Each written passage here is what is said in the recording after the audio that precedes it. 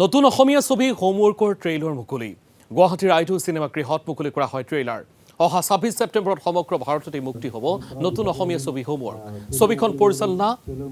অচিন্ত শংকৰ প্ৰযোজনা মুকেশ মোৰৰ ছবিখনত অভিনয় কৰিছে বহুকেইগৰাকী নপুৰণি শিল্পীয়ে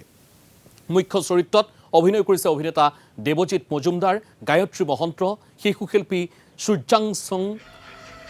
জিউ মাৰ্ঘেৰিটাকে ধৰি বহুকেইগৰাকী শিল্পী আজি ট্ৰেইলাৰ মুকলি অনুষ্ঠানত উপস্থিত থাকে কেন্দ্ৰীয় মন্ত্ৰী পবিত্ৰ মাৰ্ঘেৰিটা জ্যেষ্ঠ শিল্পী চেতনা দাস অৰুণ হাজৰিকাকে ধৰি বহুকেইগৰাকী সমল ব্যক্তি উল্লেখযোগ্য যে ছবিখন চিনে ডাবছ নামৰ মোবাইল এপৰ জৰিয়তে ডাউনলোড কৰি দুটা ভাষাত উপভোগ কৰিব পাৰিব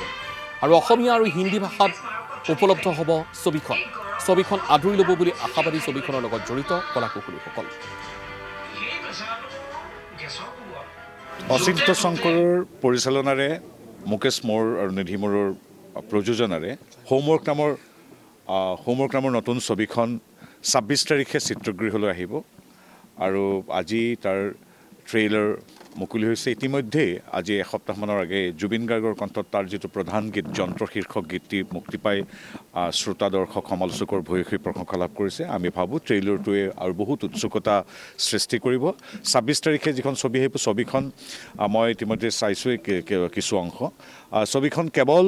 শিশুৰ বাবে নহয় আচলতে শিশু অভিভাৱক অভিভাৱিকা শিক্ষক শিক্ষয়িত্ৰী তথা সমাজৰ সকলোৰে বাবে কিন্তু ইয়াতে মানে প্ৰতিটো স্তৰ আৰু প্ৰতিটো ব্যৱসায় বা প্ৰতিটো বৃত্তিৰ মানুহকে সাঙুৰি এখন মানে ছবি হোমৱৰ্ক যেনেকৈ আপোনালোকে সকলোৱে হোমৱৰ্ক কৰে আমিও কৰোঁ গতিকে সেই হোমৱৰ্কৰ লগতে কিন্তু ক'ৰবাত যেন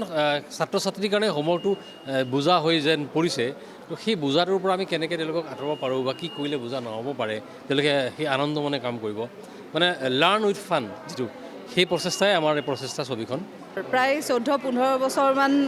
বিৰতিৰ পাছত আহিছোঁ মোৰতো ভালেই অনুভৱ আৰু আশা কৰিছোঁ দৰ্শকেও আগতে যেনেকৈ মৰম দিছিল তেনেকৈয়ে মৰম দিব আৰু এইখন চিনেমাত মোৰ লগত একেলগে আমাৰ জ্যেষ্ঠ সন্তান সূৰ্যাংশজীয়ে অভিনয় কৰিছে সেইটো এটা খুব ভাল লগা অনুভৱ গতিকে আশা কৰিছোঁ হোমৱৰ্ক সকলোৱে চাব 26 ছেপ্টেম্বৰত ছবিগৃহত মুকলি হ'ব